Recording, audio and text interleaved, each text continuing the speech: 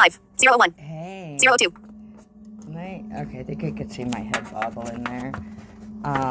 So you guys are seeing me sitting in my, well, this has kind of become Bubby's little throne.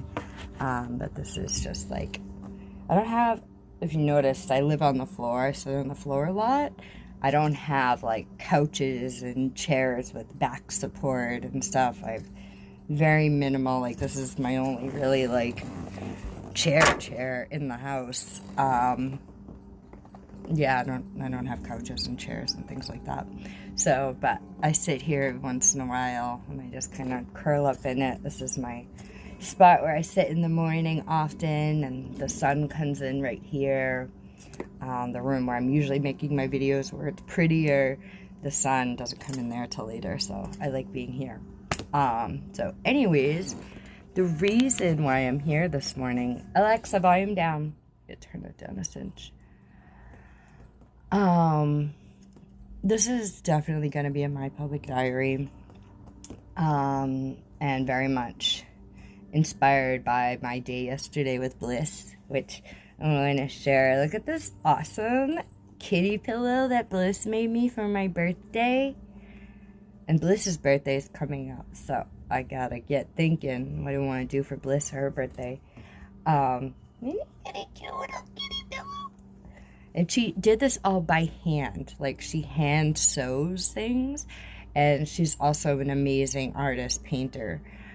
Which we've been talking about different things like that. Anyways, so yesterday, we both like really healthy, clean eating.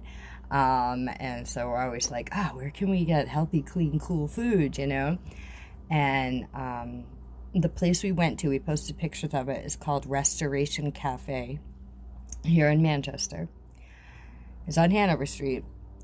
And I didn't realize till like we were sitting at our table for a few moments, and then all of a sudden it hit me like, oh my God, like, why is this? Oh, my coffee cup is next to that, and I keep thinking, forget it, ignore it, I should that part. Anyways, so I'm sitting there, and I'm trying to, like, figure out where I am on Hanover Street. I'm asking questions, like, I knew Farnham Center, which is an old rehab, inpatient detox rehab, 30-day, 28-day treatment facility that I was once in. And I knew we were right around it. But then all of a sudden I realized, holy shit, this is the old rehab. Like, so it's like 2 brick buildings, right? Now on one side is where the rehab was, where I was. And there's this like open lot in between. And that's where they used to let us out to smoke our cigarettes. Like, so where we were sitting, eating our food, like I just remember being there, smoking cigarettes and feeling like a piece of shit looking through that fence. And then, you know, just once I realized, like, holy shit, like, this is the old rehab transitional living facility now turned into some fancy loft apartments and this cool restoration cafe. And I was 19 or 20, between 19 and 20. I think I was still 19, you know, close to 20, but might have been my 20th birthday actually when I was in there, because I think I remember it being my birthday there. Back then, I was pretty heavily addicted to crack and heroin and alcohol and whatever else I can get my hands on.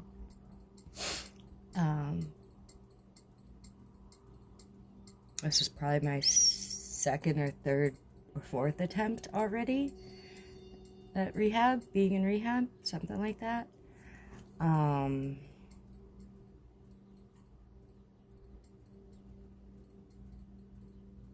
I'm getting, if you had the life that I had, when you have an extensive history of crazy traumatic situations and life circumstances, like when you go there and you start thinking about it, now especially that I'm blind, like my brain is just flooded with visuals and memories. And like as we were sitting there eating, like all of a sudden, like all the tapes started playing, like, oh my God, like I remember not liking myself. I remember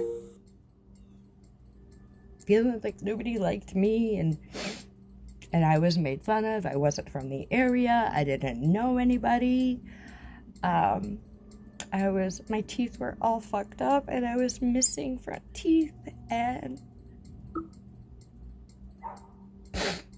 I was just getting off the streets and being a prostitute, and I just felt, I was just so, this was like, yeah, I was at a pretty bad time. I actually relapsed. Somebody brought heroin in, and I could tell. I could look at them. Nobody else knew, but I was like, you are fucking high, and I want some. And so she gave me some, and she ended up getting caught, and then she told on me.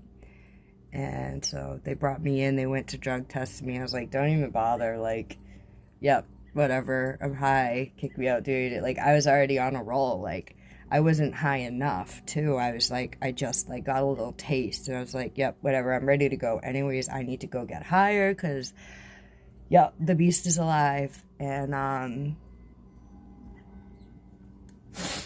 back then, like I said, I just moved to New Hampshire. I wasn't from here. And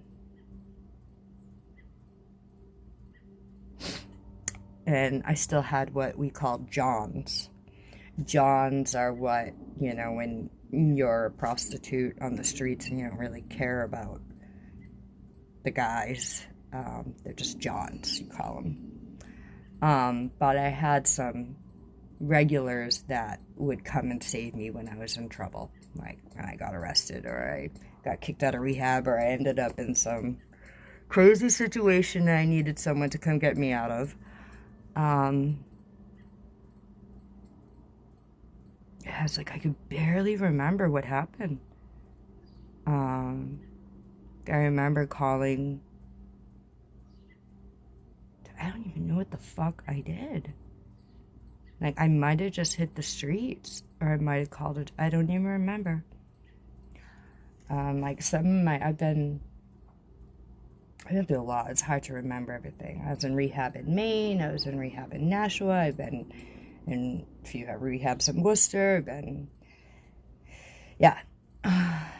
And, but, you know, if you know me, you know, I got clean a couple of years later, finally, at 21, I stopped. And I was very active in the recovery community. I used to work in the field of addiction treatment and trauma therapy and recovery.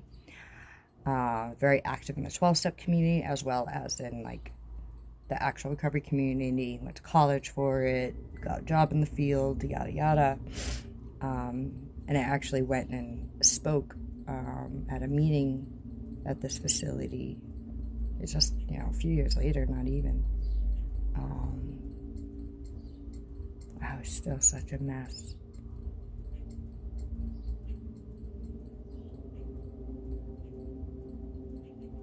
You guys would recognize me, obviously, but like,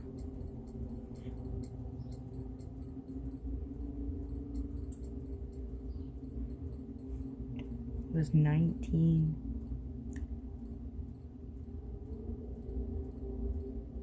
I was just a little girl.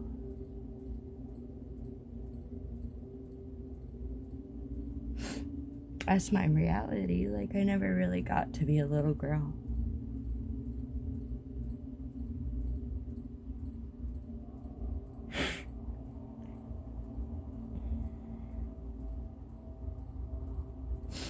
So, whew, yeah.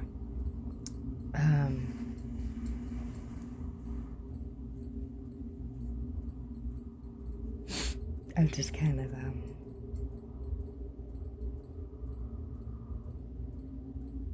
thinking about that. Yeah, things have been tough. And I started getting down again this last week.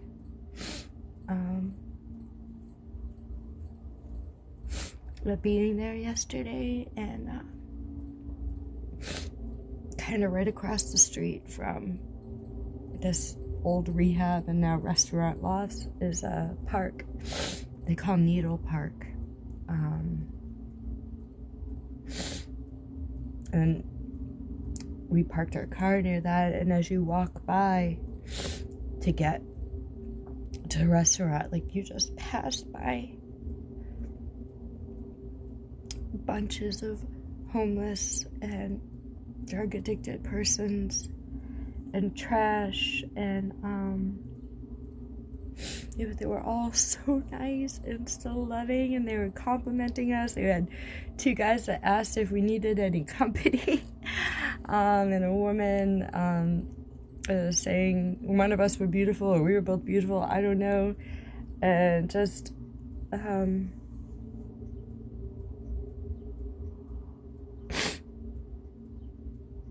it's just so sad that, like,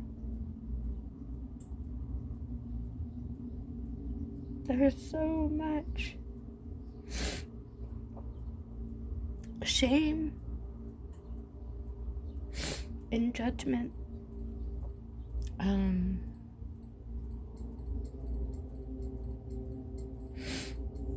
I think about it, actually makes me shameful about my attitude.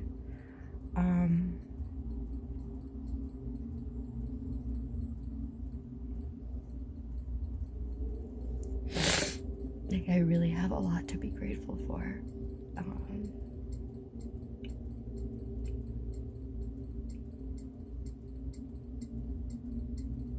Back as a child, back when I was 19, like, I did not think I was gonna make it very far. Like, death was knocking on my door. That's what I saw as my future, was death or jail. Like, that was it. To think that I could get clean and build my own business, have my own plate, have traveled the world and all, being all the places I've been and doing all the things that I've done, like,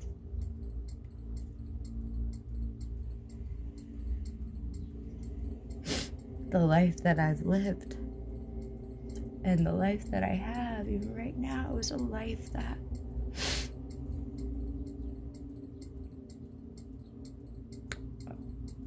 I could have never imagined for myself, and I would have loved to have as a child and a teen.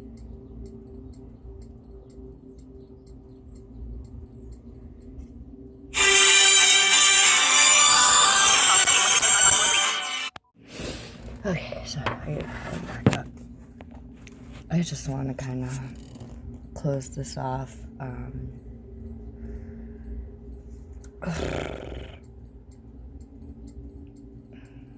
Yeah, I'm just feeling pretty emotional. Just like in a deep state of reflection of my life.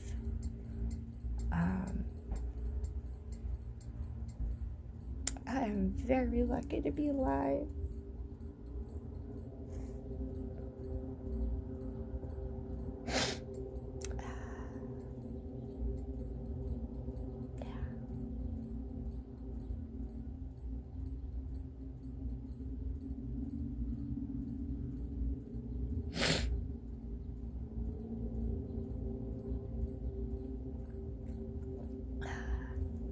Right now, I'm kind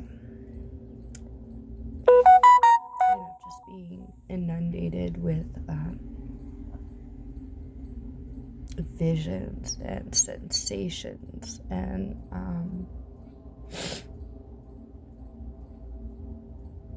memories, as well as like spiritual visions of my purpose, my soul, my sweet essence that's been there all along, like even when I didn't see it.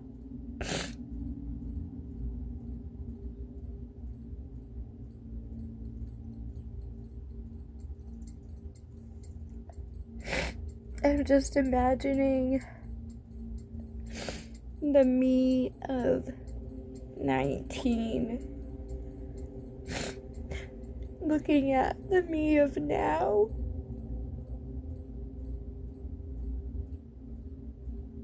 It's like these two parts of me, 19-year-old Candace and 36-year-old Candace, are having a conversation.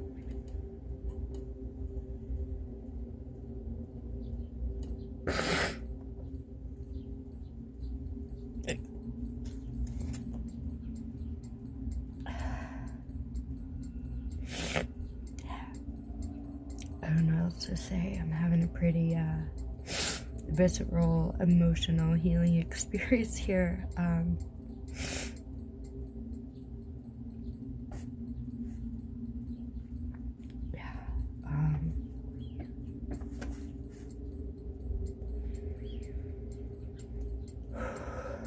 Okay.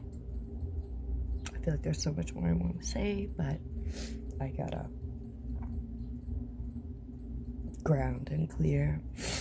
I'll probably be back more with later. I mean, you know what I meant to say. Later with more. Let me see if anyone's even here. Ramesh Kumar DM is watching. Enlist comments will appear here. Finish button. Out of list comment. Ramesh Kumar DM is watching. Wave. Kelly Bird button. Hey, people. Kelly Bird, good morning. Kelly Bird button. Kelly Bird, I understand. Make comment text bigger on screen. Out of list comments will appear here. Alright. I'm out. Whoa. I'll see you guys later. Back button. Navigation. I gotta find the finish button. I should make like a theme song for the end of my videos. For finish button. Facebook. I did it.